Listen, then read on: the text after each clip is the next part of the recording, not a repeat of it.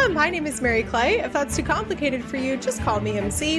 This week, we are discussing the new anime film, War of the Rohirrim. Joining me are Delia and Bayana of Black Nerds Create. Welcome back, guys! Hi. So excited to be back. Yeah. Always love coming on. And we missed Rings of Power, so I know. we're here. I'm only a little bit upset with you guys that, but I get it that life happens, and if you can't watch every week, it's hard. It's hard to catch up, you know. So I get that it's hard to watch a show live these days sometimes. So I literally am always so on top, but this year has been just one of my busier years, which is fine. But as far as staying caught up and on top of the pop culture things we all need to know has been a struggle because, we're all in the internet space. And so people are not forgiving with the spoilers if you're not on top of it. Yeah. First question though, have you guys watched the second season of Rings of Power by now? I have. Oh, okay. I have not. I'm so sorry. Listen, it's not, I could have by now, but my dad really wants to watch it with me. And so we're going to do it over the holidays. He's already seen it, but he was like, no, I want to watch it with you. So I'm waiting. Right. That's fair. I watched it. Part of the reason it was hard for me is because I was trying to watch it with my sister, who's 12, and I kind of had to strong arm her into sitting down with me to watch it, and then she'd watch it and she'd have fun. So we ended up watching it in 2 batches, pretty much. But yeah, that's awesome. Yeah, I love that. Yeah, that's it's I would say definitely with season 2, it's the material's getting a little more intense and in depth. So that's a big endeavor for a 12-year-old to watch. So yeah, but she's into it. She's I'm sure there are things that go over her head, but when did we watch the original trilogy? I don't know. I feel like it was during lockdown maybe. So she was maybe 9 or something like that. And she watched my gosh. Yeah, so she's into she's ahead of her time. She also really likes fantasy, which is, not, it's by design. And so yeah. So I actually she's who came to watch this movie. I took her with me. So yeah, she's, oh my gosh, that's awesome. Yeah. That's literally so amazing. And then also, so on one hand, I wanted to have you guys on because I haven't chatted with you. You didn't come on for Rings of Power. I'm sorry. This was a great opportunity to catch up with you guys. But also, I think, and correct me if I'm wrong, I think you guys are more familiar with anime, that whole genre than I am. So I was I think they'll bring a different perspective than I'm able to provide, because the most exposure I have is a couple Studio Ghibli movies. So yeah, we're both very much into anime and talk anime together. We even did a limited podcast on BNC's Patreon. I don't remember if we ever released that to the public. I don't remember, but about covering Naruto. We need to release that to the public at some point, but going through Naruto and talking about the different elements of Naruto, but we both talk about it online. Yeah, we're since we both, I think, got into it the same way. We had family members originally into it and been here since we were kids. Yeah. Yeah, I've started reading manga again because this list of anime to watch was building up, but my brain right now is way more oriented towards reading, so I was okay, I'm just gonna read these, and I think that's healthier, let's read books instead of watch screens. I think that's a healthy choice. I need to cut down on my book reading a little bit this literally year. What? Well, I'm gonna by the end of, this is such a tangent, but by the end of the year I'm gonna have read 100 books, which is the most I've ever read in a year, which is great. Wow. It's awesome, but there are definitely other moments during the year where I was I could be doing something else, or I should be doing something else, but I'm reading, and I that's think there's fine. Worse things you can do than read a book. There's worse things, but there were just other things I wanted to do that I just was not getting to because I was reading. So yeah. We'll see. I'm the goal is to read less books, but whether that will actually happen, who can say? That's just so funny. No, usually people are I want to read more books. I want to read 100 books this year. And you're no, I have a problem. I'm I just need to scale back. The first step is admitting you have a problem. Okay, so first off, what are our all overall thoughts? I will go first because it's my podcast. Fair enough. Also, for the listeners, I just came from a Christmas party. I'm a little bit tipsy right now. It's fine. So I might be like a little more enthusiastic than I would be normally.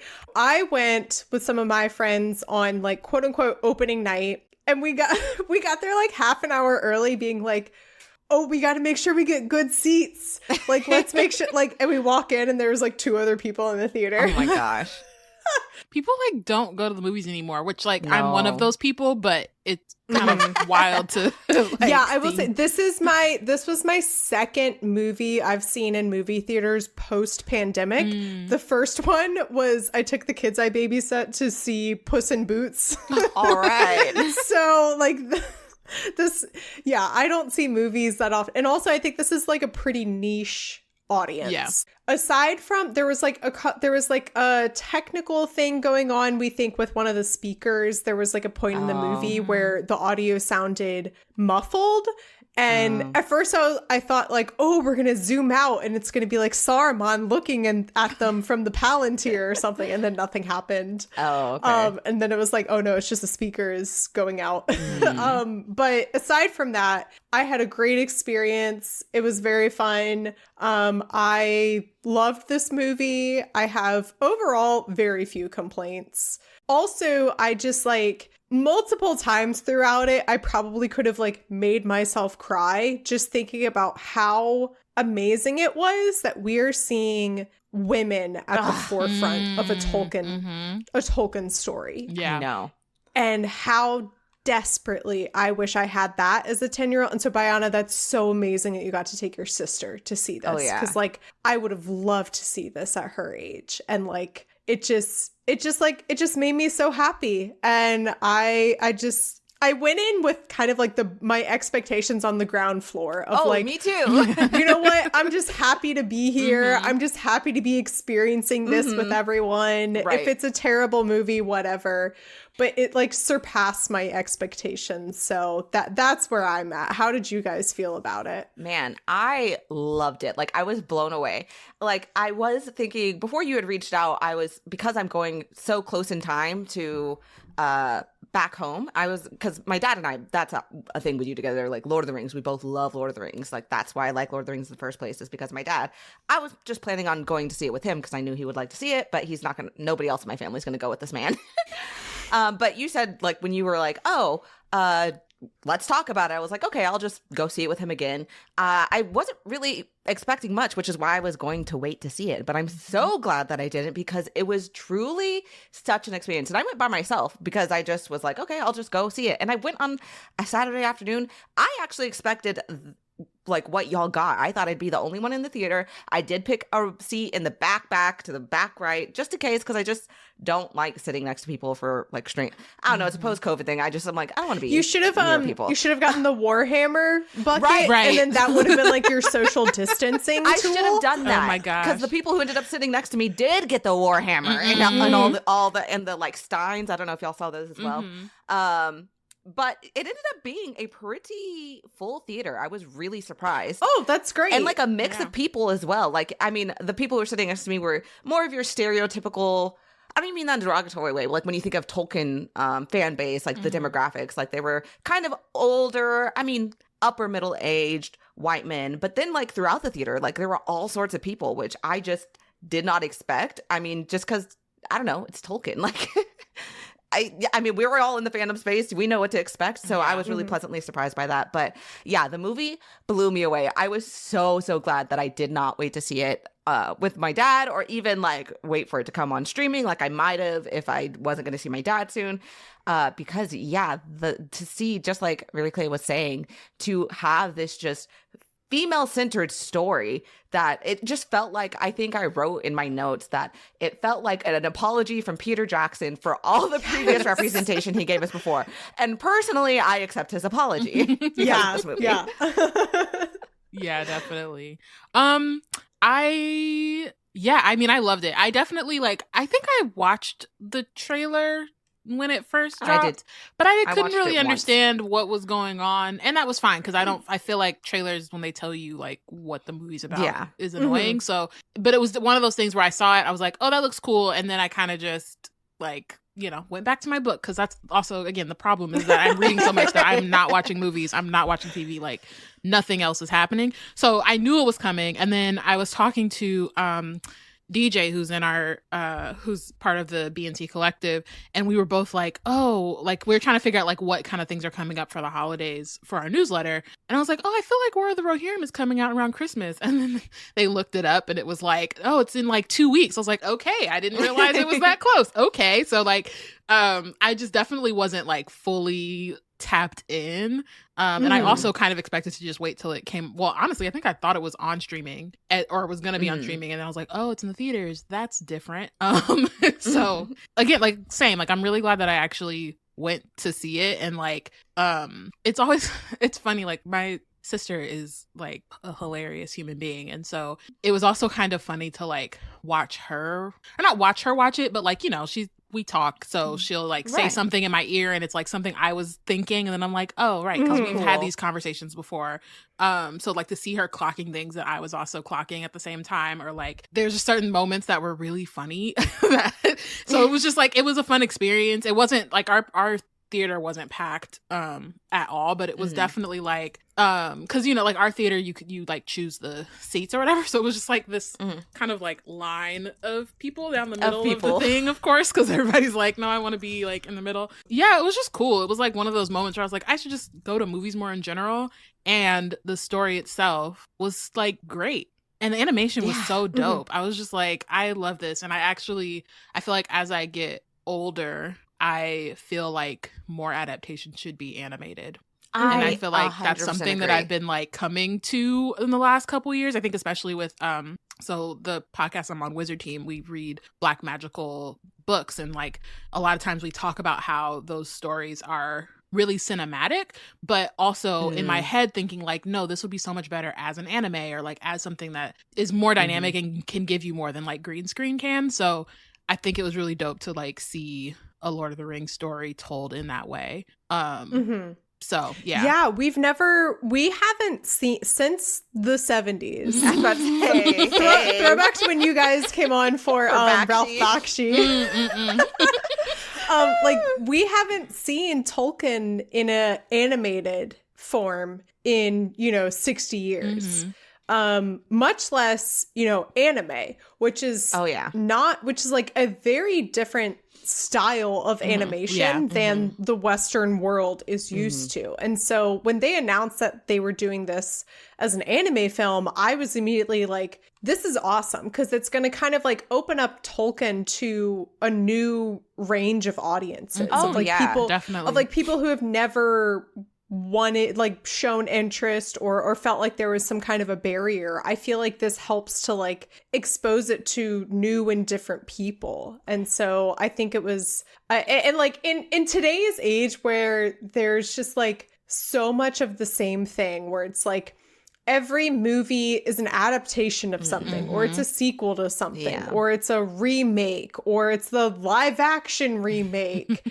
It's refreshing to get something where people are like, they're trying something new. And doing Tolkien in a, like, first off, in an animation form, much less like this specific anime style, I think was so ingenious. And I personally, I think it was super fitting for the story that they told, because like so we open with like, we get narration from Miranda Otto, Eowyn. And I was kind of, this is one of my critiques of the film, is that I was hoping it was going to end with like, we see Eowyn is telling this story to her kids like at bedtime. So cool. That would have been so cool.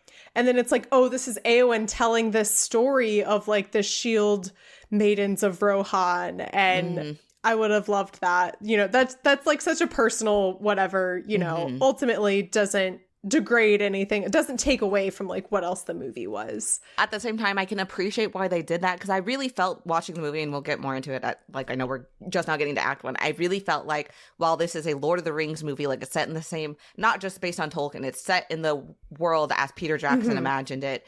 I think just based on my read of it, I think he really wanted, and Philippa and, you know, the whole team really wanted it to be an accessible thing. Like, you do not need to know anything about Lord of the Rings to sit down and watch this movie. So I think they tried to, obviously there's Easter eggs for all of us. There are absolutely Easter eggs for everyone. But I think they tried to keep that minimal, like tried to name very few characters, you know, like you're not opening with like, here's Frodo Baggins, and he, like, you don't need to know any of that. And I appreciated that. I'm an Eowyn girly. I'm one of the few. Yeah, we're all nerds. Yeah, and we would have I would have loved it, but I appreciate why they maybe didn't. So anyway, that definitely makes sense. But like the style of the movie fits the way that like someone is telling this kind of like legendary story. And there are moments in the movie that like if it had been a live, you know, adaptation, it would have been weird. Like it would have been so weird to see Helm knocking out people left and right, like as a live action actor. That would have been weird. But it fit, it worked as an animated media. Oh, for sure. And I think the thing with anime in particular is the history of anime and the history of animation in America are very different in the trajectories that they went on. So anime typically deals with, I mean, obviously there's children's anime, and of course, but typically deals with much more serious and in-depth story beats. And not to say like there is adult animation in the West, and like I'm thinking of Batman for one, like that deals with complex stuff, or even children's animation in the West, like Avatar: The Last Airbender, which deals with stuff. But there's just a history and a precedent for stories like this, well, like all over anime, which is like why I think this story nestled so neatly. And then you also have a Japanese animation company working on it, and I'm looking so forward to seeing like behind the scenes stuff, because I'm just so curious. Obviously it's Peter Jackson's world, like what that collaboration was like, because to me as an anime fan, I'm like, oh, they had a lot of say in how this was done, I feel like. Again, speaking on like the animation style, it was first off beautiful. Like the art of everything was really beautiful. It was very cinematic. It felt very legendary. My one critique with this area, though, is that there were a couple points where I say this as someone who, like, I get vertigo from riding on elevators. There were some points that were, like, a little motion sickness-y for me, where like, the camera's, like, spanning, like the opening scene where there's, yeah. Or, like, a lot of the, like, cinematic, like, landscaping shots, and like the mixture of like 2D and like CG animation, some of it was like a little bit disorienting to me. But it was definitely like something that like you kind of just had to like get used to. I remember feeling like that when I saw the first Spider-Verse movie, where it has that like kind of like comic book animation, and it's just like a different style that you just like have to get used to at first. So that those are just like my thoughts on like the actual like art and animation style of it.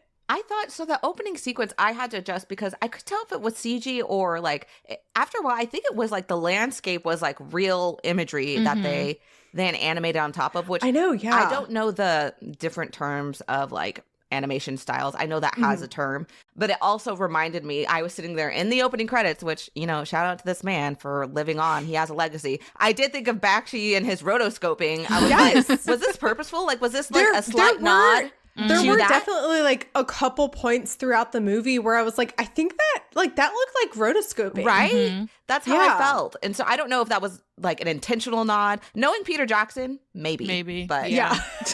Delia, earlier you said, like, I felt like this was Peter Jackson apologizing for all the representation. This line just had, like, I wish I would have, like, stood up in my seat and, like, applauded and, like, screamed as they're, like, introducing this story.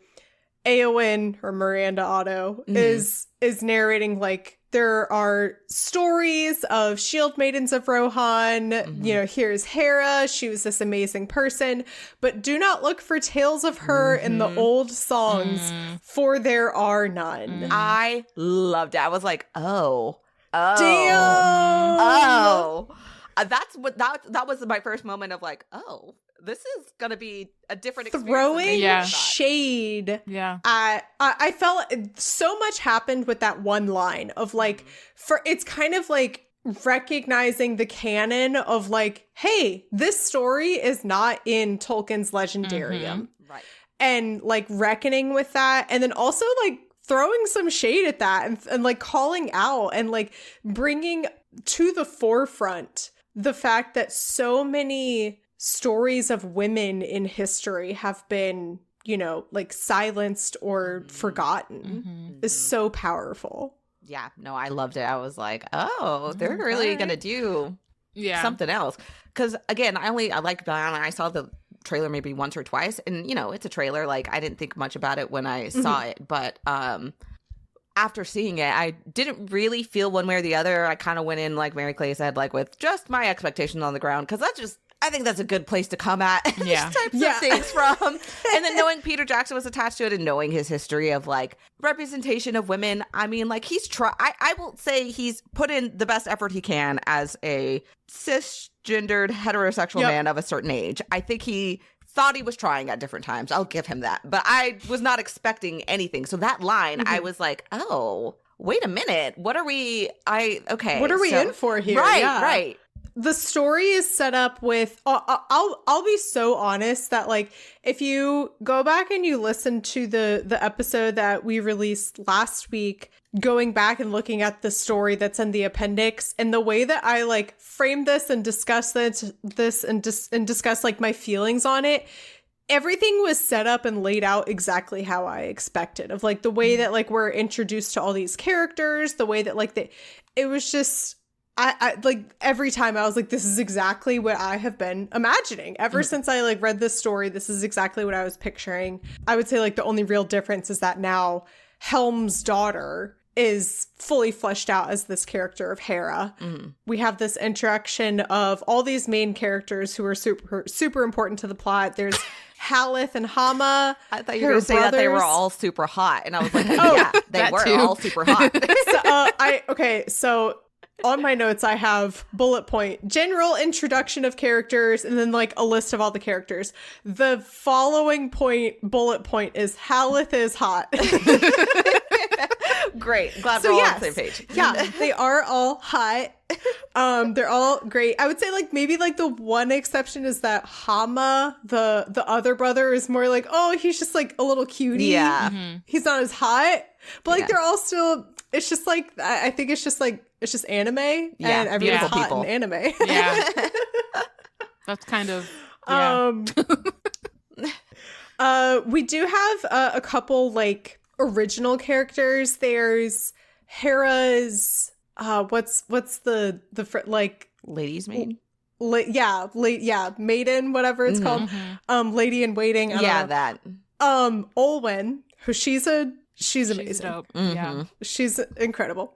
And then we also the entire movie, my friends and I kept calling him Sam. Oh my gosh, it really was. I thought the same thing. I finally pulled out my phone and I looked up IMDb and I was like, what is this kid's name? Leaf is his name. And he's just like the little squire. But like he was a cutie. He is decidedly like the Samwise Gamgee character, you know, archetype. And I think those are kind of like our like original characters. But then we have Haleth and Hama, her brothers. Of course, Helm. I just like can't emphasize enough how I was like, yeah, this dude is probably ripped as hell. And then like sure enough, we see like it's giving like King Boomy from Avatar. You know, like yep. So insane. The way that like Freyka comes in and like kicks down the door, you know, like it was pretty much exactly as I was imagining it. This setup of like how we get to the War of the Rohirrim starting of Freyka's like, Wolf is going to marry your daughter. Let's have this union happen. And Helm's like, no, let's take this outside. Something I wasn't expecting was this like kind of I don't know, like humanization, I guess, of Wolf. I kind of always imagined him as this like insane kind of like villain character, but like we see that Wolf and Hera were friends in childhood, and as he reacts to his father's death / murder, it's like very valid that he's upset, and it kind of like adds this realistic motivation that it's like very believable that like, yes, he is pissed off at the king of Rohan for killing his father. Yeah. I felt like I do kind of feel like this first part went really quickly, and so I think that was maybe my only like real critique, is that like it was all happening so fast and I was still trying to figure out who was who. I feel like everything I just described was like the first 10 minutes. So I was fast. Like okay, what's going on, but I literally could not get over the fact. I was like, so Freyka was doing the most and like needed to like take it down a couple notches, but also like there's also the whole like light and dark thing that Tolkien does all the time, and it was like very visually obvious to the point where my sister actually like mentioned it to me, and I was like, oh, you're listening. But so that was also one of those things where I was like, okay, as I'm seeing the like visual representations here, and then I was literally just like, no, if Helm wasn't like racist and couldn't just like listen to what people were saying, then none of this would have happened. Like, what is going on here?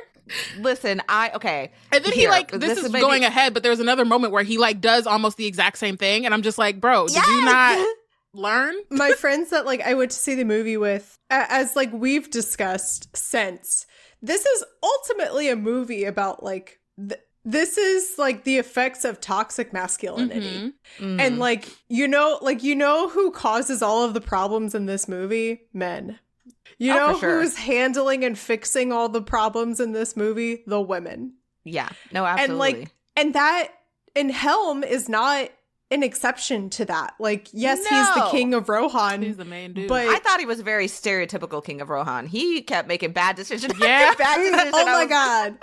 Hera being like, no, you need to listen to me. Like, I know like, XYZ information. He's fallen into traps, and his daughter's already like evacuated the entire city. I'm like, bro, you are just not showing up as your best.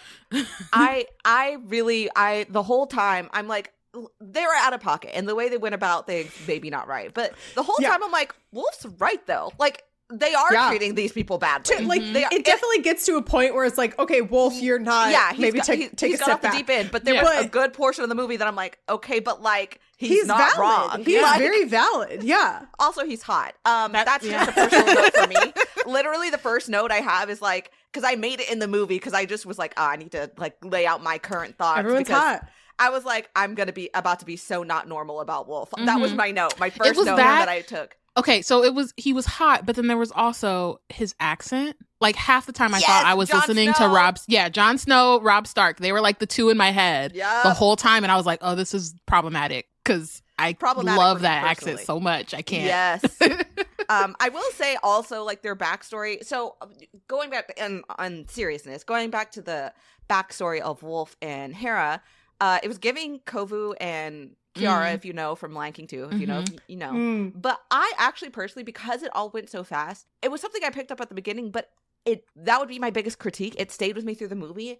I don't think, I see that they tried to flesh it out from the story in the appendix, but I just felt like the motivations were not strong enough for me from Wolf to go as far as he did. Like, okay, yes, your dad got killed from like literally one punch. Helm is that guy. But insane. And like the whole time I was like, man, wouldn't you like a normal reaction would be like, I didn't mean to do that. I'm sorry. Right? Let me like come on. Like to make it up to you as the king, let me like invite you in to like live in the palace. Rather than the opposite, which is that he like banishes him, you know? Like, yeah. I understood, but I'm like, he ends up going so far. Because at first I was like, that's just kind of extreme for what it was. But he goes so far, and I just feel like it wasn't a strong enough motivation for how far he ends up going. Yeah, it becomes like a personal vendetta against and I'm like, Hera specifically. Why? It would make more sense to me. Like, I was imagining this as we got to the end of the movie, now that when I was realizing like, oh, this is not enough for where we're going. I think it would have been better if like because they kind of hint at it. They hint at this idea that he feels lesser than because of his background, that he's not worthy of Hera. Like that's part of it. But they really more hint at it. I think they should have made it explicit and made it this some like twisted mission in his mind to earn her, like as a prize. But like I think if that was the focus, and then like her turning him down again and again, and he's like, no, I'm going to get you one way or the other, whether you like, I will have you dead, or like rather than have you not at all, or like not at all. Yeah, like make it that type of twisted, like, and it twists as we go, because at first it comes from like, I think maybe in the beginning he really did love her, but like it twists and corrupts as we go. I think that would have been a stronger motivation. That explains why it's such a personal vendetta, because I was not following when he was like, that's gonna be her tomb. I was like, whoa, yeah, why? And I think too, like I felt like part of complicating a villain, you also have to like, I feel like the protagonist has to come to some kind of understanding about them. And I don't know that she necessarily did. It still, like from her perspective, it still felt like a good or bad type situation, which doesn't mean that the ending, by that point, what happened needed to happen. But it just was like, I didn't, like, it felt like her arc was more, or wasn't as parallel to his as maybe it should have been. Like they were just grappling with things that were different. So I think that maybe would have strengthened both his like downfall and her like kind of growing into herself if they were a little bit more parallel. And again, these are my main critiques, because it followed me throughout the story. I just kept thinking like, I don't understand. This isn't strong enough. I still love the movie. So like if you haven't seen it and for some reason you're listening to all the spoilers. Just like fleshing out that motivation a little bit stronger. Yeah, right. Absolutely. The way that Helm confronts Freyka and kills him, again, exactly how I imagined it. It's so honestly hilarious, because it's so funny. It's like so comical if it weren't for the fact that someone dies. Right. Yes. The way that he's like, let's take this outside. You know, like, oh, like the kings of Rohan don't fight in the palace, but there's nothing about fighting outside, you know, like, bro, I was like, what are we so like teenagers? Like, what's happening here? Like, I don't. Yes. No, I mean, but like, actually, literally. I loved how we see kind of like this evolution of like the like inner politics, I guess, of Rohan, and like all these different, you know, like lands and I don't know, lords or whatever. And then ultimately it like, you know, reaches this climb. Oh, hang on. I forgot all about. There's like a whole like subplot, whatever, where like Hera and I think her brother, they're like out on a mission or something, exploring the lands, and then the Oliphant like charges at them. Oh yeah. And then she gets kidnapped. So she's kidnapped. She's taken to Wolf's camp, wherever they are. And I turned to my friend and I said, you know, this is a Tolkien film because even the enemies are taking care of the horse that they captured. Right. Right. And the horse is, Hera says like, oh, seriously, you're eating at a time like this? Like about her horse. And I'm like, I'm like, this is so just like the folk. And also like it's Rohan. Like this is also Rohan's personality of being like perpetual horse girls. Yeah. No, that was really like, it was so funny because I was like, as we were watching it, like again, bringing up my sister, her main takeaway was that she wants to learn horseback riding now. Yeah, she was like, why are the horses so? I was like, yeah, it's Rohan. Like they love horses. That's their whole thing. This film did to like, I don't know, this generation what Felicity the American Girl doll did to like Y2K generation. Exactly. Oh, absolutely. Everybody wants to ride a horse now. Ride a horse, yes. You know, they go out to meet Wolf and his people, and then this plot twist that one of the realms of Rohan is actually on Wolf's side, and dun, dun, dun. Hera is the one that figured this out, and Hera is the one that so ordered good. it. Listen, when she figures this out and she goes into motion, because again, the theater actually had people for me, so I was trying so hard not to lose my cool, because she, also with the Oliphant, like, because I was kind of worried, it would have been fine because like in an anime that happens, I thought she was going to somehow like be just super good at fighting and like be able to beat this Oliphant, but no, she just uses her wits and she does it again. Yes. I'm obsessed with her. And actually, going back to them, so she leads the Oliphant into the forest where she knows this like monster is. And this is, I think, like another example of why this story, like anime and animation was a good medium for this story. This like swamp creature comes out and eats the Oliphant. That would have looked really weird in live action. I think the CGI it wouldn't have looked bad. Believable, really. Yeah, and I think it was a really interesting mixture of like, we have this precedent in the Tolkien universe of, because outside Moria there's like a very similar like water creature, right? But we see it kind of have this little bit of like a fantastical like play on that creature anime style of like, it's a little bit more kind of like fantastical looking, and I think that was like a good use of the medium.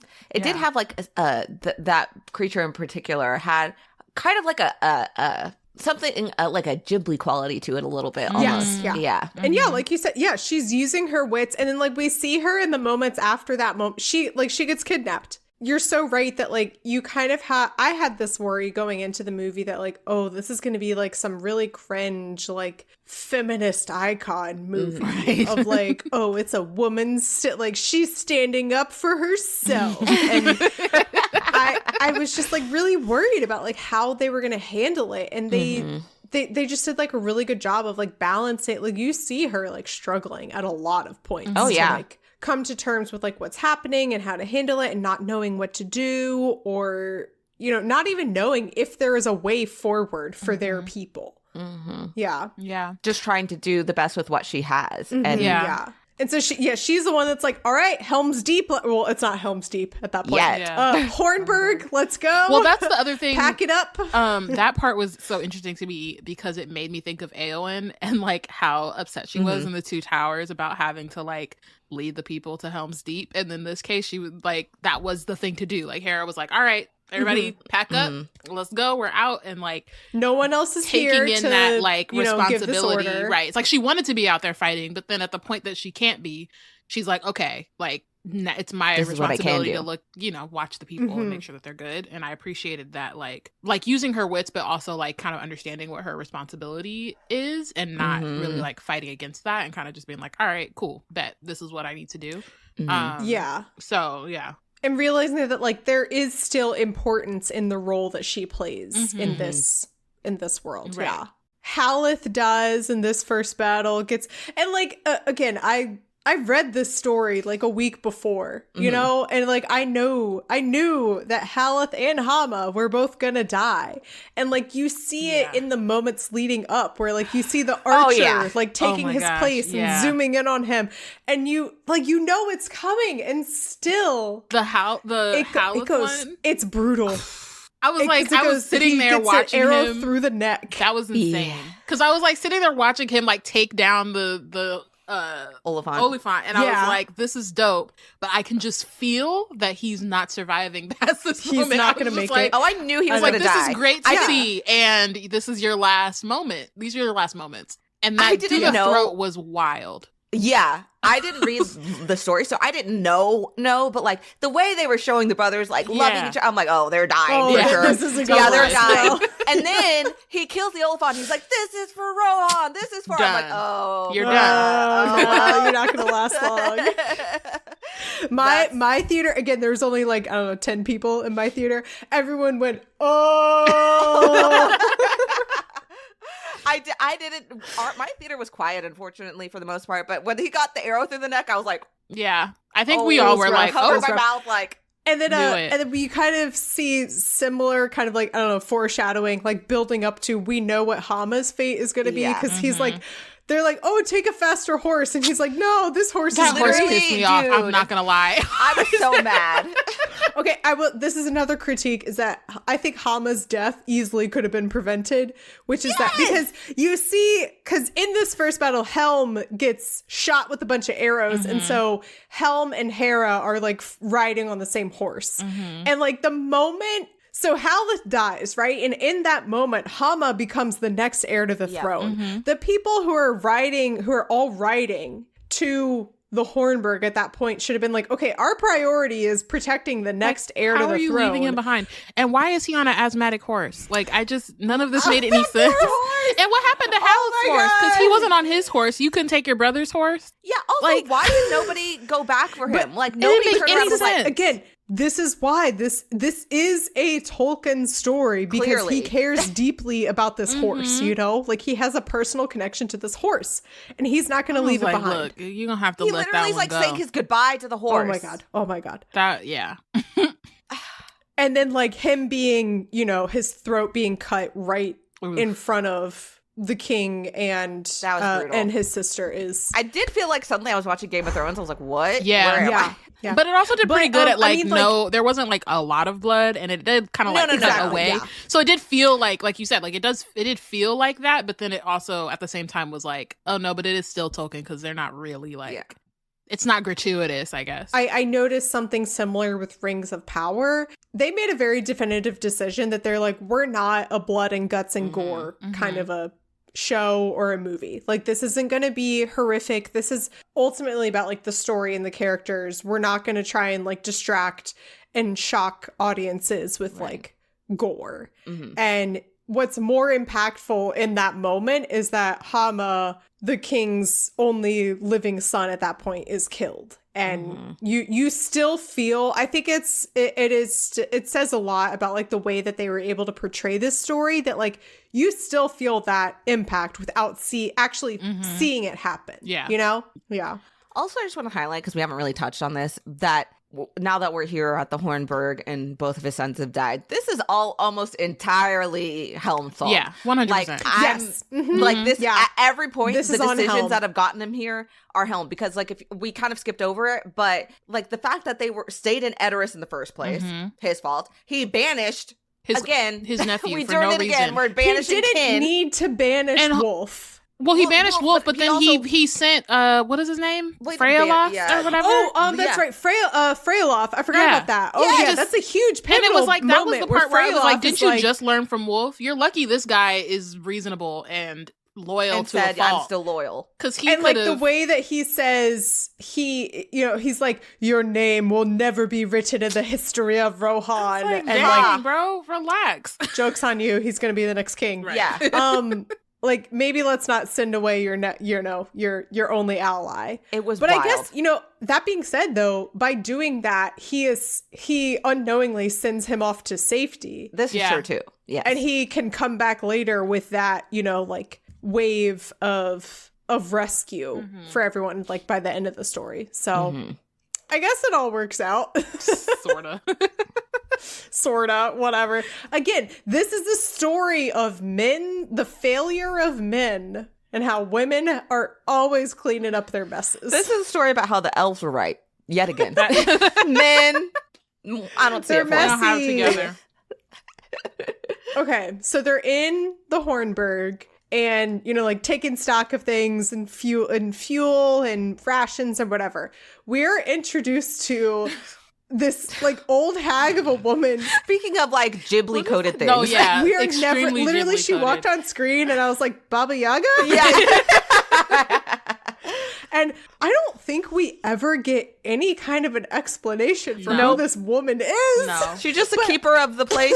Yeah. She just I be vibing. kind of love this maybe like unspoken rule that like old fortresses just have like an old woman that comes with them who will tell you the lore of what's going on. And then it was 'Cause, so like, funny because like she was very creepy at first, and it was like, oh, are we supposed to be? And then like by the next scene, Nope. she's just foraging for things. She's like, She's oh, there. I want this Yeah, now. she's Can I just take like- this? Thanks. And then just moving like on. Mulan's grandma. kind Yeah, of thing, exactly. Yep. Like but like she's gonna be there to provide that like spooky exposition about like Yes. ooh, well that dress is cursed because it belonged to a bride who never got to be married. And When they introduced that piece, I was like, okay, this is obviously going to be part of the story, but where are we going with this? Because Yeah. she's not I marrying was like, Wolf. she's obviously gonna wear it at some point. Yeah, and, but I just whatever. was so confused. I was like, okay, all right, thank you for this background. But let me tell you, we'll get there. Mhm. Yeah.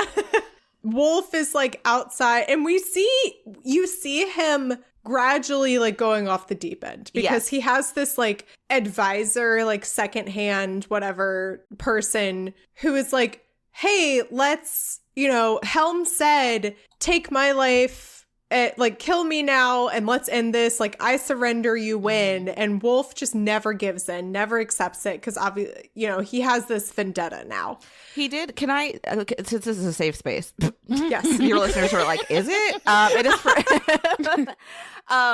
he said, we can't show weakness, not to her. And I was like starting to blush. I was like, oh, Wolf, oh my gosh. And then he's like, this will be her tomb. I was like, okay, whoa. Never mind. Wait, relax. You had me in the first half. You had me in the first half. I'm not going to lie. I did. I was like tucking the hair behind my ear. I was like, oh, Wolf. And then he took a left turn. Him. He just needed a hug or two, honestly. By that point, it was too late. It wouldn't have done nothing. But like, right. I say all the time, I'm like, so there are so many pieces of fiction that would not exist if the main male characters went to therapy. Mm-hmm. Right. This is one of them. Mm-hmm. And this is has one of them. His, absolutely. I'm stealing this from Bayana, but he has a Sasuke arc that didn't need to happen. Yeah. He went full Sasuke with no Naruto. That's like recipe for disaster. Yeah. And so they're like building this siege tower. The king is like on his sick bed. And then there's this like one heartbreaking. Okay. So like side note about Hama's character. He introduces the film like singing a song. I really liked that too. Mm-hmm. And then we never really get anything else about like the fact that like, oh, one of the like king's sons is like a bard, essentially, you know? Right. And like we see the old lady, Baba Yaga, wants to take the harp to burn as fuel. Because they don't have enough fuel. Mm-hmm. Yeah. And Hera's like, take it, you know, like all hope is lost. And then like by the end of the movie, we see that the harp was never burned. And then she's like, okay, great. And then she like sends it onward. But then like this, I think this like story of like music never really like comes full circle. True. It was something that like I would have appreciated if they had, because they wrote this really incredible song. For this movie that plays over the credits. Mm-hmm. And so I would have loved to see that incorporated more, especially because it's Tolkien. Yeah, he sings that's so his whole much. bag. When they opened with that song, I was hoping we'd get more songs. Like, not too much. There's definitely too much, but we did not get nearly as much as I was hoping for. I was actually pretty excited about it, but alas. Yeah. Anyway, in this moment where Hera's like, yeah, take the harp, I don't care, you know, like all hope is lost. And then she wakes up and Helm is gone. And again, this is exactly how I was picturing it, of just like this like mythical force is out there and this blizzard is raging and they don't know what's going on. And they're like, they're saying people are like, our men are being ripped limb from limb. And then like you hear like his yells and like his horn in like this like echoey distance, and like it's so insane and it's so incredibly cool. Yeah, no, it's amazing. It's like where Theoden had nothing to offer me to make me forgive his faults.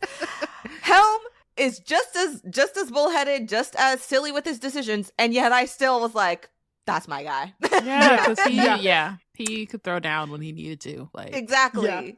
Yeah. At one point, there's this moment where like Hera finds a secret passageway and she like escapes. And side note, she finds these orcs who are voiced by Billy Boyd and Dominic Monaghan. Oh, I missed that. I stayed for the credits just to see who all, because I knew I was recognizing voices, so I stayed for the credits and I was like, oh, I love that. I knew that they were doing something in this movie, but I kind of like forgot about that, so I wasn't really paying attention. But I thought that was so fun, and like of all the like actors to bring in from the original trilogy, it makes perfect sense to bring them in to do something fun.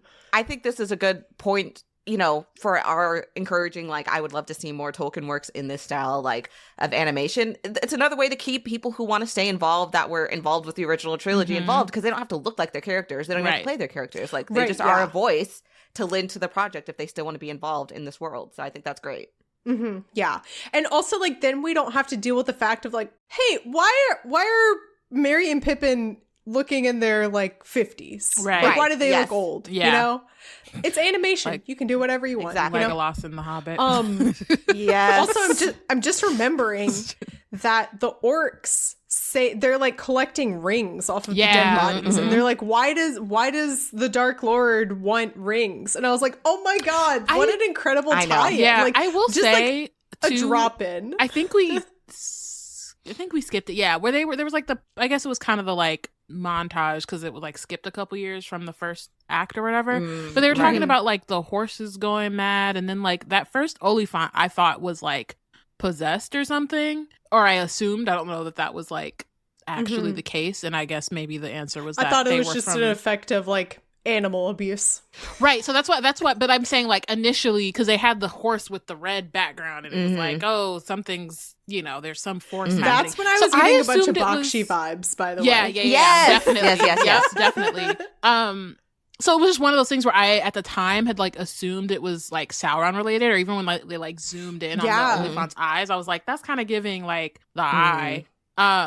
And then that never came back around. So then I'm like, okay, I guess it was just Wolf and them being mean to the. I thought it was Sauron related too, like, but I thought it was But then, this like dropping of like the orcs and then they're looking for rings is kind of like, I think it was like, it was as much of a reminder as we needed that like, hey, remember in the background of all of this, Sauron is existing and he has a certain ring that he wants. And that's what I meant when I said, like, I think they tried to make this as independent as they could as a film with this nods that they still needed, because there's a fine line of like, we can't make it completely independent because for actual Tolkien fans, it would be so unbelievable. Like nothing's happening because we know what's happening in the background right now in this time period.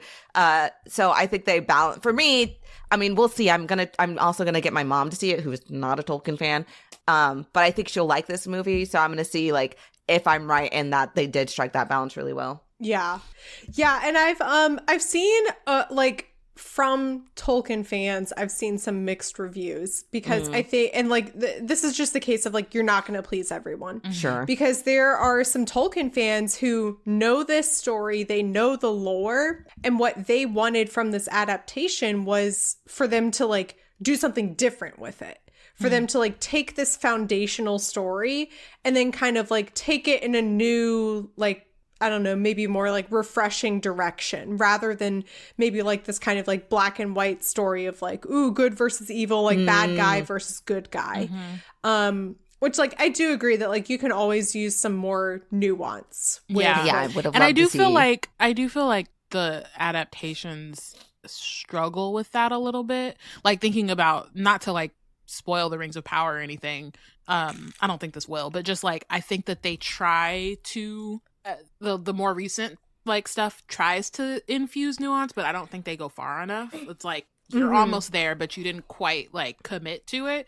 And it kind of just always rests back on like what the original, like how Tolkien kind of like laid it out. So I think I feel like this definitely did the same thing, and I think it would be interesting to see like what it would look like if they stopped being scared. And I think it's just that like, I think you have to strike a balance of like, there are going to be audiences who walk in, they maybe saw some of the Lord of the Rings movies. And then there's going to be nerds like us. Right. And like, how do you please both of those audiences? And like, we are going to want maybe some more nuanced takes because we have a much more in-depth understanding of this world and the characters and the stories that we've seen before. But more, I don't know, like your average movie goer is maybe not going to have that understanding. And so that's why like these kind of more, I don't know, like baseline stories and takes on these characters is probably where they're going to land, at the end of the day. Yeah, I can appreciate that keeping simplicity keeps it accessible. Because, for me, I do get tired of, like, we talked about it a lot in Tolkien Black Folks, of just, like, these representations of certain races of people within Tolkien are the good people, and all these people are just bad inherently to them, without any exploration of, like, okay, well, why are the wild men the way they are? Why? Why is it all the seemingly brown adjacent allegorical people are just evil? Like, I would like... And again, he could have still, like, Wolf still could have been bad. They still could have gone down, eventually ended up in the same place, but introducing that nuance of like, oh yeah, it's Helm Hammerhand, but like this whole system is problematic, and they could have done that, but I can understand why that would make it too weighty of a film for the general audience, I guess. Yeah. So we have this like final stand that Helm takes because the gates won't open. They can't, the gates are frozen and they can't open them wide enough to let his ginormous body. And also the whole time, so he's on the outside, and the whole time I was like, well, we know from Two Towers that there's a secret passageway just around the corner where Aragorn throws Gimli. You're so right. But they don't, I guess they don't know about that realize yet. That. But I was like, they could just jump over there, whatever. And so he has this final stand where he's just punching out people left and right. And they say at some point, I think Hera says, like, you can't tear apart Wolf's army one by one. And I was like, he's doing a pretty good job. I'm like, maybe let him try. I don't know. Maybe he's doing he can. And just like, so we have like more voiceover narration of like, this was his last stand, and that's where his body froze. And he never like the last moments of Helm Hammerhand. And like the sun rises on the next morning and his body is frozen with his fist exactly as I pictured and imagined it. And it was incredible. It was also giving for people, I know neither of y'all have, but for listeners, from One Piece, it was very much giving Whitebeard. If you know, you know. But I do think, there are some things like in anime that are just typical, but I do wonder, like, because these are people who know the medium, I'm wondering, like, as I'm watching this, even though it's a story based on Tolkien, like how much of these like nods to other anime are purposeful or just like conventions of the medium that like it just so happens, like, or you know what I'm saying? Like it was just such a very close, I'm trying not to spoil, but like it was just a very close ending for that character, and that was very close to a character that is also very similar in One Piece, that I was like, oh, that is so interesting. And it's just such an interesting thing being a fan of these two very different types of works to be able to see them coming together in this way. So intentional or not, I thought that was very cool, on top of the fact that, as a story beat on its own, it was cool, but the way they did it, the way like it all came together for me as both an anime fan and obviously a Tolkien fan. Yeah. And like, I think that's also maybe like a cool maybe Easter egg for people who are more familiar with this medium and are like, oh, sweet, like this is right up my alley. Like, let me go see this, and recognizing like those references of like other pieces, like contemporary pieces that are also like around pop culturally at this time. Yeah. I've seen some takes, again, this is like people who probably wouldn't care to have a rational conversation about this movie anyway, but people being like, they absolutely they ruined the story of Helm Hammerhand, and I'm like, they portrayed it exactly as it was written. Like I can't emphasize it enough. This is almost exactly how it happens in the appendices as J.R.R. Tolkien wrote it. So I don't understand what people are on about of like, they ruined Helm Hammerhand's story. And I think that's just ultimately because this movie is not just about Helm Hammerhand. It is also, it's a larger story.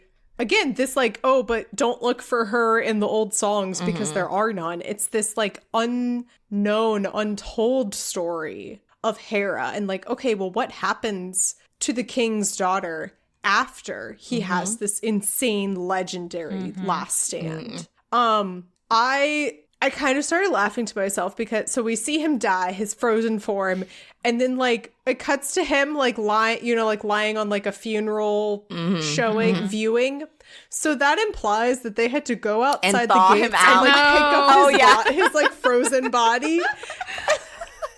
And then like thaw it, melt him so that they could like lay him to rest. Yeah. And that idea just makes me laugh a little bit. It's kind of a little silly. No, it was pretty funny. So this whole time we haven't really discussed Hera and Olwen, her lady maiden. I forget. God, we gotta. What is that called? Handmaiden? Something like that. She has really been like a very like supportive person for I almost said Aowen for Hera throughout the story, and has really been guiding her, and kind of like comes up to becoming a leader at this time, because like literally every time like Hera like opens the doors to like this like main room where all of the other lords are, none of them listen to her ever. No. So it's always Hera and Olwen discussing like, okay, well, what do we do next? And Olwen becomes this like incredible figure in this story. And also I think it's so badass that she's like a middle-aged lady. I mean, she doesn't have any wrinkles in like the animation style, but she has gray hair. So I think that's supposed to signify that like she's older. And I think that's incredible representation too, that like we don't see like older women being amazing. Like usually it's just like, oh, they're motherly, they're grandmotherly, they're crazy, they're like this random old hag who came with the fortress, you know. So I think it's really incredible that like this is a different type of character that we're getting to see, and she kind of like becomes like at the forefront of the story. And she's a sounding board because she is like explicitly speaking to the fact that she is also a former warrior who's being pushed into this box. And so she has helped guiding Hera as somebody who wants to be a warrior, but is being put in this box. And they're explicitly discussing that and discussing what that feels like and how to navigate that. And she's like, you know, a mentor in that way, which I thought was really cool. Yeah. And also different, like to like really both of your points, like the fact that it's not this older woman who's like, you should be getting ready for your wedding or your, you know what I mean? You know, like ladies don't don't use swords and shields. Exactly. Which like it's not first, that. I thought at first she was gonna be more like that, but like, and even as a like they do say explicitly that she was a shield maiden, and like, but I could even see like her, or they could have gone in the direction of her being like at an older age, like I was brought in here to like make sure you were, you know, behaving yourself or whatever.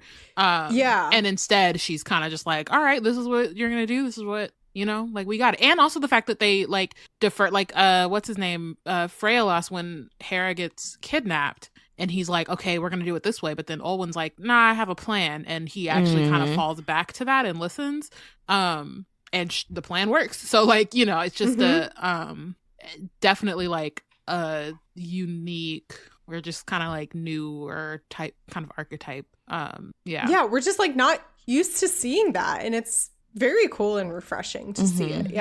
And so like, you know, we have like a lot of our, I would say like typical conversations about like, what else are we going to do? There's nothing left. And then it's like, all we can count on is hope. And, you know, like that kind of stuff. Yeah. It is a Tolkien story. Yeah. I will say some of the dialogue wasn't very strong for me. Like a lot of it, I was kind of like, this feels a little generic, but okay, I'm like willing to let it pass. Yeah, there were strong moments, but there were moments where I felt like, I don't know if it was phoned in or rushed. It just did not feel like it was given as much thought as other parts of the story. Eventually, what they do is they get one of the eagles, these like giant eagles, to take the armor of Helm to Freyalof. And that will kind of be Freyalof's like message of like, something's wrong. Gotta go. I guess it's my turn to take up, you know, this literal helm and come to their rescue. And so this leads to this final confrontation between Wolf and Hera. And they're meanwhile, you know, escorting everyone out the back of the keep. There's this incredible moment where Hera says to the guards, like, okay, get them out safely, protect them. And one of them goes, we will get them there safely or die trying. And then she holds up her finger and goes, shh. Then I shall die as one of them. Yes, it was very much. It's like, be serious. Oh my God. It killed us, of her being like, hey, maybe don't mention death around these like innocent people who were just trying to survive. Oh my gosh. The die trying was implied, my guy. Oh my God, exactly. Absolutely. Yes. So, you know, Hera's like, he wants a bride, so he'll have one. So, of course, she puts on the cursed, you know, bridal gown. And I'm losing my mind at this point because even at the outside, like, I think at the first, within the first few minutes, it was definitely in the first act, I was like, oh, this movie is not a Tolkien movie. It's not for the Tolkien fans. It's for the Quest for Camelot girlies. I don't know if either of y'all watch Quest for Camelot, but this is for us. This is for the Quest for Camelot girlies, absolutely. So when she put on the dress on top of it, I was like, wait, not me being right. This is for real for the Quest for Camelot girlies, because she does fight in a white wedding adjacent dress in Quest for Camelot. And I was thrilled. And it only gets better from here. I love that. I never would have like known that, you know, reference or anything, but like I love that this kind of story is like permeating so many different other like kind of like legendary stories at the same time. So she comes out, and I don't remember the exact dialogue, but because I only saw this the one time. Right. So far. Yeah. Right. So far. Yeah, good point. She's like, I belong to no man. And then he says, then whom do you belong? And she says, death! Yeah, because he's like asking, like, you don't think I'd marry you at this point? And she's like, no. And he's like, well, then whom do you belong? And he's like, basically saying she's the bride of death. I was like, oh, I lost it. That was when I actually like had to make an utterance in this quiet movie theater, because I was hyped. No, it was so good. So hyped. Oh my gosh. Incredible. Yeah. And then, they have this like really cool final battle between the two of them. Of course, we get a moment where she gains the upper hand and she can't do it because she's better. Obviously, she's the bigger person. But sometimes remind yourselves, ladies, sometimes you don't have to be the bigger person. You don't have to be the bigger person. Listen. Sometimes you can just stab a guy and it's okay. I wanted to know if y'all thought, so I made a note of this because he says in this moment when she's like overcome him, like, from the moment I first met you, I knew that you'd be my doom. And I took that. So like after, we're going to get into it, but like he still tries to kill her. But I still thought that was a sincere moment from him. And I was wondering how y'all felt about it. Like, I don't think it was I think, yes, he obviously doesn't misdirect, but I do think he meant that. Like, I think he knows he's gone way too far, and like this is the only way forward. Like he's if he believes in this, I don't know, but like his soul is damned. Like it's all been for naught. He knows like it's doomed either way, and so I thought he meant that. But I was wondering what y'all thought of that sentence when he said it, and then with the subsequent actions. Yeah, I would have liked to see more like I don't know, lead up or justification for that line. Because like the only thing we see is there's like a brief flashback of them like fighting as children, and she like accidentally hits him and gives him the scar over his eye. Right. And like that's kind of it. So like I would have liked to see more build up of this like past that they have together to explain like, well, why? Yeah, going back to the like not enough motivation was given to them. Yeah. And I mean, I think that could have been like a good moment for them to show it too. Like that could have been another flashback moment of like to kind of deepen that. And I do agree though that it felt sincere and like like he definitely meant that. But it would have been nice to see hints of it before. Yeah. And I think it also would have kind of given a little more like understanding to why it became that he was so fixated on her and not necessarily her dad. Yeah, it does kind of like the lines are a little bit blurred about like is he fixated on like avenging his father and like getting revenge on Helm, or is he fixated on like taking Hera as his own? It's never really clear. Yeah, because he doesn't really respond to her initial rejection when during like because she says no and he's like, why, this could be great, but he doesn't get mad in that moment. It's not till his father dies, so it doesn't make any it's confusing. And so they have a cool battle. There was a really like terrifying moment where Olwen comes in, and I was like, oh no, she's gonna like was gonna die. She's gonna like push her out of the way and like take this killing blow, and she's gonna die in place of Hera. Nope, they don't do that. They let our girlies live. They and do she the Captain America thing.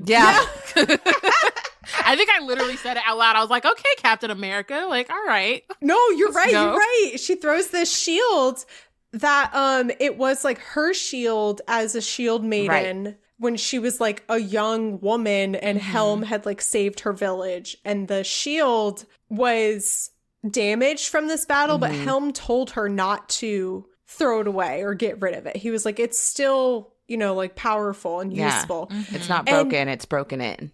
Mm-hmm. And Hera uses it to stab Wolf in the neck. Yeah, chokes him out. I was so listen. Back to this being a safe space. First of all, this whole fight scene, I'm like, this is hot. I'm the problem. I'm the problem. Like this enemies to lovers, like it's psychological situation I got going on is a problem. I know I'm the problem. The fact that I'm like into this is a problem. I got that. But then she chokes him out as a shield maiden of Rohan, like with the like I lost my mind. I couldn't be normal. I just couldn't be normal about it. It's dope. It's amazing. Like, and it's just going back to kind of what we said about like the potential of this being a cringy, like, oh, I'm such a strong lady and like she can do all the things and it's like giving Mary Sue type of story. It didn't do that. Like she best Wolf, like not with just like she stabs him or like she's just like such a good swordsman. Like she has to use the shield and the strength that she has. Like I thought that was so realistic. Like you're not going to best him in power. He's still a stronger dude, but you can choke him out. You can do that. And I kind of like that realism that like I could believe that she could win in this way. It's not like I didn't have to suspend my like disbelief, you know? Meanwhile, like in the background, of course, Freylof has shown up, and like here's the thing: no matter how many times it happens every time in Tolkien's world, there's this like, you know, like second wave of help coming in. It's like at sunrise. I don't care. I'm gonna eat it up every time. Every time. Absolutely. It's great. Yeah. I was like, oh, cool. And I think the point where like they went to him and he was in, where were they? Dunharrow, maybe? Dunharrow. Yeah, is that what it was? Yeah. So when he was just he was just looking out like, before the eagle came, where he was like, well, I guess, you know, guess we're just here. Guess we're going back home. Whatever. I was like, oh, we're about to have.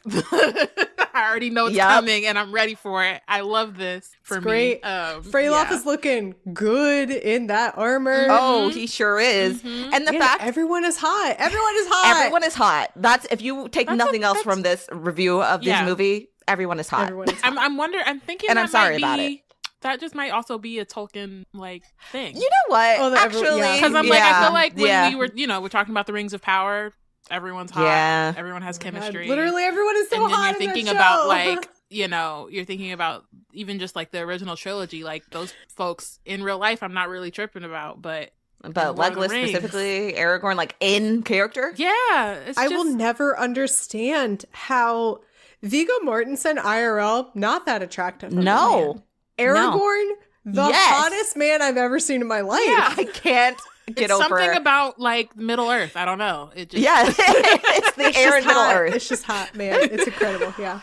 I will say, like, I also like that in a way that Helm did technically get one last like one up on Wolf and his army, because they start deserting when Freylof shows up because he's wearing the helm. The literal helm of Helm. So they're like his ghost. He's still here. Like, he's arisen. Yeah. Because he spooked them so much before that they're like, that's it. I'm over it. I'm leaving. And they desert. And I'm like, okay, Helm. One last coming in one more time. Yeah.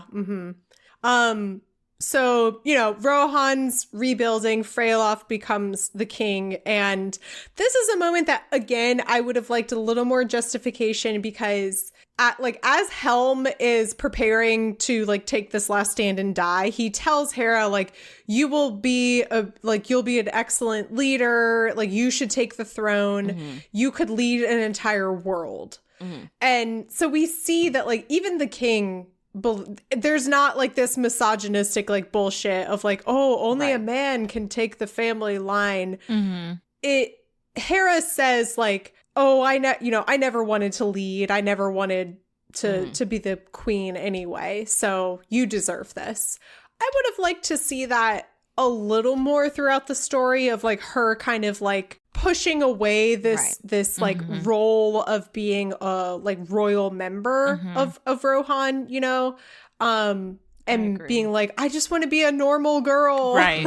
I just want to be on my horse and roam the I just want to be out on my horse doing everything. Yeah. I feel like because the we don't opening really kind see of that. did that a little bit, but it definitely would have been good to see it like reinforced. Yeah, like they really established that she was a free spirit, but not necessarily that she was against any of this, because she doesn't really lament having to take charge or to lead her people. In fact, she's like willing to do it, unlike Eowyn a little bit. Like she knows her role and she doesn't fight against it too much. And I think we could have seen just a little bit more conflict there, which again would have given her an arc that I think would have better paralleled Wolf's maybe, but we didn't get that. So yeah, it did feel like, oh, you're not going to be, I mean, I'm fine with it, but I'm not surprised in that, like, I know that she wasn't queen, but I just, it didn't, when in the context of the story, it was surprising. Yeah. And, you know, all that being said, I love the ending that she gets for this story. That she is off on her own adventure. Olwen comes with her, and Hera says, like, you're no longer, like, bound to be my, you know, assistant, my handmaiden, because I, you know, like, Freylof is the king, like, you don't have to do this anymore. And Olwen's like, no, I want to, like, this is what I want. And it really shows that, like, they've, like, built this, like, really strong friendship. And she ultimately, like, is going off doing her own thing. And she's not like married with babies, you know, like, which I love. And like the other, Wolf freaking out that she doesn't want to marry him. Like, she makes it very clear she does not want to marry, period, at all. Anyone. Yeah. And like, look, this is what I love whenever people are like, oh, Tolkien's gone woke, they're making all, and I'm like, if they really wanted to make this story woke, they would have had her be a lesbian. Literally, they would have had her like be in love with like Wolf's sister or something, you know, like. Literally, sorry, I had a lot of thoughts all at once, but I was talking to my friend afterwards because I was literally like hyped, like messaging any friend who might have seen it, like, did you see it? Yeah. And one of my friends, like, I read her like as potentially like ace coded, like that's how I thought she came across. I've read that too. But she was like, oh, she was giving me lesbian coded, like which I'm like, it doesn't help that she's a horse girl. Yeah, no, it certainly doesn't. It doesn't. Yeah, no, it definitely does not help. So, you know. Yeah, I've read like some reactions from like Arrow Ace people, you know, seeing this as like a lot of validation and representation, and I absolutely love that read of Hera's character as well. Just this like, ultimately, like, she is independent and she is able to like take her life in the direction that she wants to take it, rather than like a direction that she could potentially feel destined or forced to take it because of like who she is. It also felt a bit more like I definitely think that like, or like, I agree with like the Ace reading. I think there's also something too about what we were talking about like just like what she wants to be doing, and like, you know, marriages at that time were not, or in that world are not necessarily like, you know, they were talking about marrying her off to some random person in Gondor or whatever. So like, I think it's also just like, she's like, I don't want to do that. Like, I don't want to be royal. Yeah, like, I'm not a pawn. Like, I'm a person. I'm not like a political move. Yeah. You know, like, yeah. So I think it was like the combination of the two as well. Also, the like asexual reading I also got, like, this is not what Tolkien imagined, but the way it was presented in this movie, the Shield Maidens of Rohan, I never thought of this way, but they were reminding me, if anybody goes to Percy Jackson, of like the Hunters of Artemis, which also are kind of like, I mean, they're abstinent and for other reasons, but they also have like an asexual like coding to them, I think. I talked about that with Mike Schubert on the newest Olympian, and I like, as they were expounding on the Shield Maidens in this movie, I kept thinking like, oh, it's giving like Hunters of Artemis. Like, there's something, even if you don't think asexual, like definitely like queer coded to me. Like, even about Olwen, like it made me wonder, like, what was her life like? I'm so curious. Yeah. You know? Yeah. Yeah. Because she's seemingly, you know, like given up whatever personal life she might have had to like devote it to serving the royal family and Hera. Yeah. Also towards the end, I thought there was going to be way more involvement of Saruman than there was. They have him they kind of really hype him up.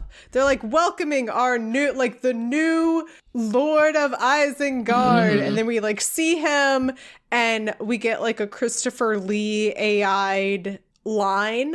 And then that was it. Yeah. I didn't remember until the moment that he started talking about the article about it. I was like, oh, right. Dang. Yeah, he's here. But at least it was only a brief. It was yeah. It would have been worse if he was more I was kind present. of did we need that though? No. It was not needed. I think it was a fan service moment, kind of similar to Hera at the end being oh, I've received a message from someone. It was so funny going to me. What's his name? And she goes, he has many names. And then she kind of walks off. And if I had been Olwen, I would have been okay, so what's his name? And she does later say Gandalf. Yeah. And I say this as someone who literally cried when Ian McKellen popped up on that Lord of the Rings Zoom back in 2020. Literally was in tears, and I am not a crier, so it was very shocking. The pandemic was crazy. We gotta remind ourselves. The property's obsession with Gandalf, and their obsession with including him in everything is a little bit annoying to me. I'm you don't have to do it. You can just let him rest. Yeah, and I say this also bearing rings of power in mind. Yeah, we didn't need Gandalf to be a part of that story. Yeah, it's okay. We don't need this. No, we don't need it. It is also the way they said it. It was very much raise the eyebrow, tilt the glasses, wiggle the eyebrows. Gandalf. I was okay, we get it. Relax. But I get that they kind of need to end the story on in a direction that you believe okay, they're going to continue their arc in a way that connects with this overarching story that is happening in Middle Earth. That yes, this movie is a one-off story in the land of Middle Earth, but remember there's this huge other plot line going on, and this is existing within that world at that same time. Yeah. One more thing that I just want to be sure to touch on before we wrap up, because I think it is really worth mentioning, is the music and the score. Because they used, so first of all, the opening credits are rolling up. After, by the way, again, I've been to 2 movies in a post-pandemic world. We had, I think, 40 minutes worth of previews and ads. Okay, and they were also so all over. They were all over the place. Yes. I was so y'all don't know who this movie was for. Yeah, I was why am I seeing this rated R prestige film or whatever, and then I'm seeing the Dog Man Dog Man. Was wild. What? I was so confused. Yeah. I said that to my friend before they started. I was I wonder what previews they're going to show. Yeah. Because, I wonder what audience they think is going to be here. And then the first movie was, it was, the 27 years after or later or whatever it was. Oh, yeah. Which is a rated R, horror zombie movie. And then Dog Man. And my friend turned to me and said, okay, clearly they also don't know what audience is seeing this movie. Literally, the only preview that made sense was Demon Slayer. Yeah. So yeah. Anyway, there were so many previews. Anyway, so New Line Cinema shows up, and then we hear do do do do do do do do, and I was yeah.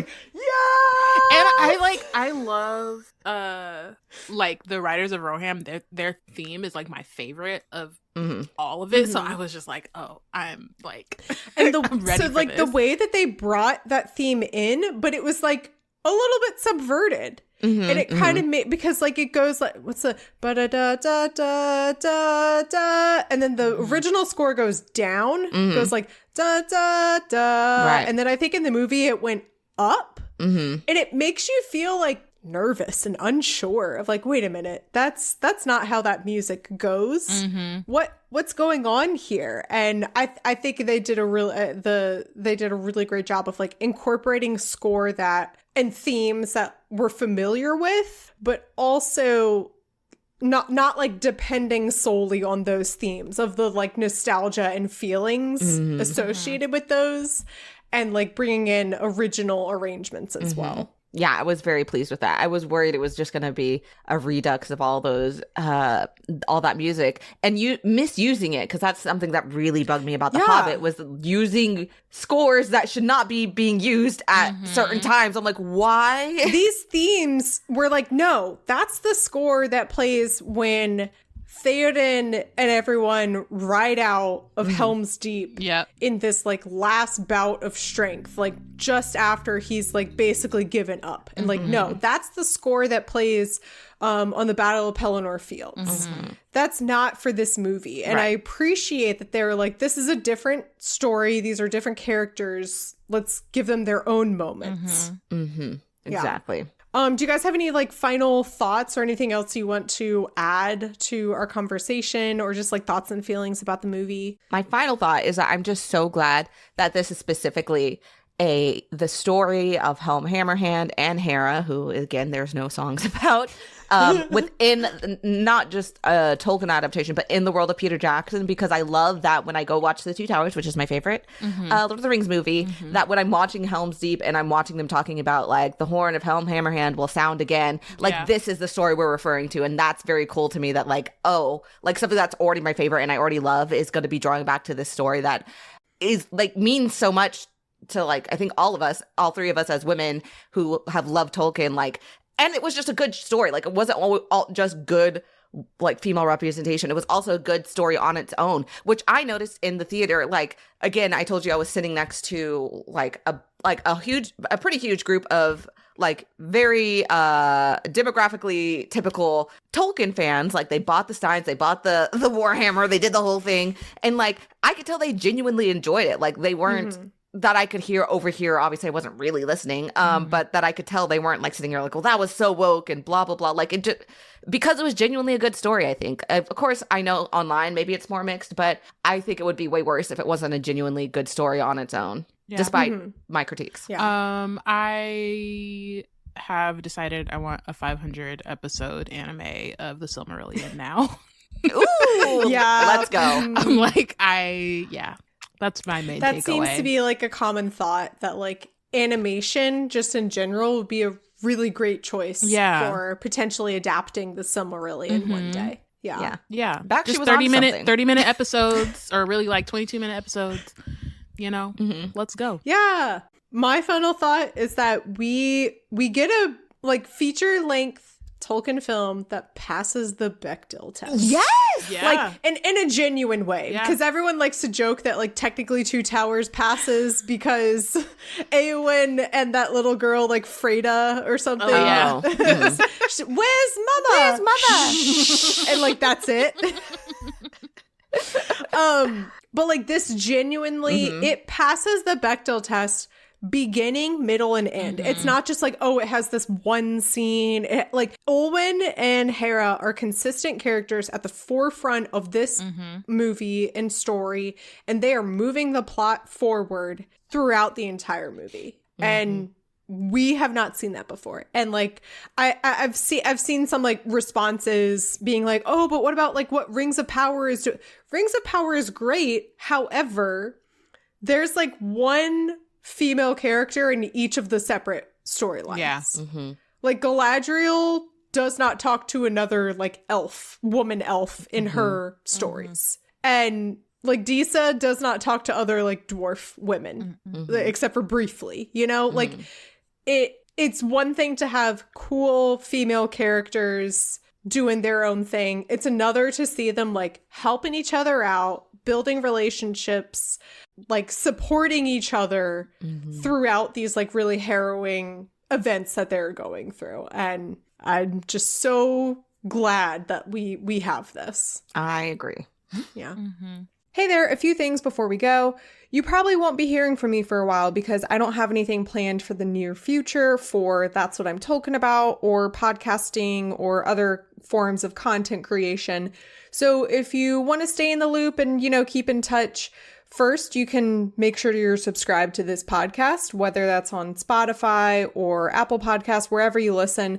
Go ahead and subscribe if you haven't already, because then you will be sure to get whatever episodes I post in the future in your feed, and you can always be notified whenever I post something new. As always, you can follow me on social media. My Instagram is @MCTurnedDownForWhat, and the podcast Instagram is Tolkien About Pod.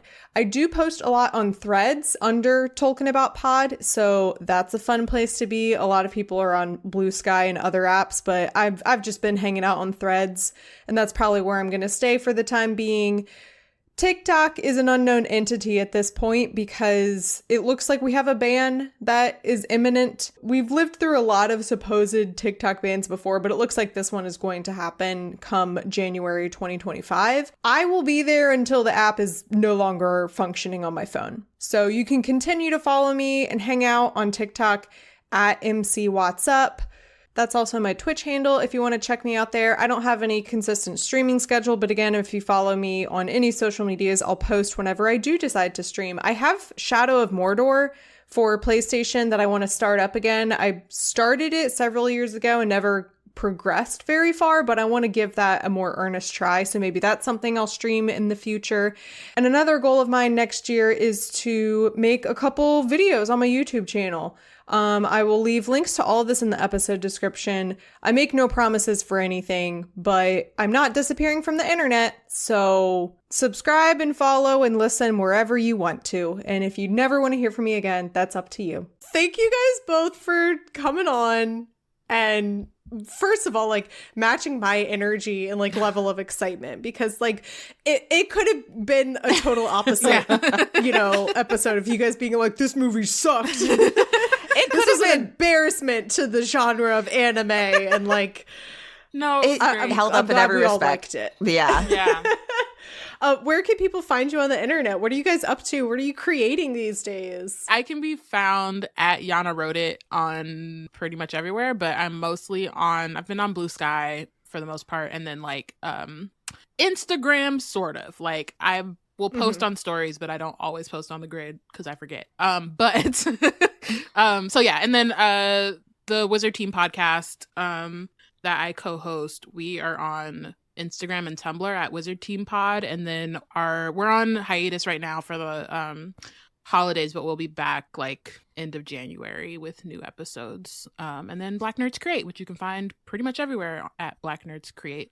And I'm at Delia is Typing on Instagram. Technically on Twitter, but I did private it, so don't look for me there. Look for me on Blue Sky. I'm also a little bit on Threads, but mostly Blue Sky and Instagram these days.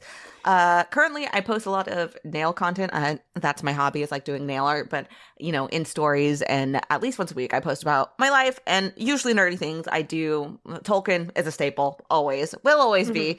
But I watch anime. We talked about anime. I'm in the middle of watching One Piece, that sort of thing. I also like reading books, that sort of thing. So if that's your vibe, you can catch me on either of those places. And yeah, I am so appreciative that you guys could come on and that we could freak out about this together. And I appreciate you. I appreciate your time. I appreciate your thoughts. We appreciate you. This is fun. Do you have any parting words for the audience? Happy holidays? I don't know. It's very generic. Happy holidays. It's coming up. Happy holidays. Happy holidays. 'Tis the season to rewatch Lord of the Rings. That part. And that's what I'm talking about.